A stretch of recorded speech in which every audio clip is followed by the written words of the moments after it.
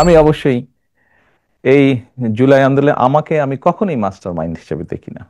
এই যে 5ই আগস্ট যেই আন্দোলন, জুলাই আন্দোলন বলে যেটি বিখ্যাত বা যেটি সকলের কাছে গৃহীত, এই আন্দোলনটি সফল হয়েছে জুলাই মাসে, কিন্তু এই আন্দোলনটি প্রেক্ষাপট শুরু হয়েছে কিন্তু বহু বছর আগে থেকে।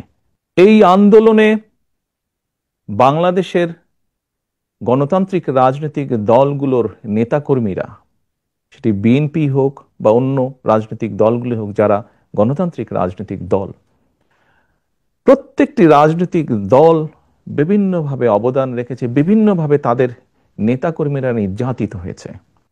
আমি মনে করি জুলাই আগস্ট মাসে এসে জনগণ সকল গণতান্ত্রিক রাজনৈতিক দলের সাথে অংশগ্রহণ করেছে। শুধু কি রাজনৈতিক দলের নেতাকর্মীরাই সেদিন ছিল মাঠে? অবশ্যই নয়। আমরা দেখেছি সেদিন মাদ্রাসার ছাত্ররা, তারা ছিলেন এই আন্দোলনের মাঠে। আমরা দেখেছি গৃহিণীরা পর্যন্ত রাস্তায় নেমে এসেছেন সন্তানের পেছনে। আমরা দেখেছি কৃষক, শ্রমিক, সিএনজি চালক, ছোট দোকান কর্মচারী বা দোকান মালিক থেকে আরম্ভ করে গার্মেন্টস কর্মী থেকে আরম্ভ করে তারা নেমে এসেছিলেন। আমরা দেখেছিলাম সামরিক বাহিনীর অবসরপ্রাপ্ত কর্মকর্তা কর্মচারীরা নেমে এসেছিলেন এই আন্দোলনে। এমন অনেক সাংবাদিক যারা স্বৈরাচারের অত্যাচারে নির্যাতিত হয়ে দেশ থেকে বাইরে চলে যেতে বাধ্য হয়েছিলেন, তারা সম্পৃক্ত হয়েছিলেন এই আন্দোলনে। কাজেই কারো ভূমিকাকে আমরা ছোট করে দেখতে চাই না, খাটো করে দেখতে চাই না।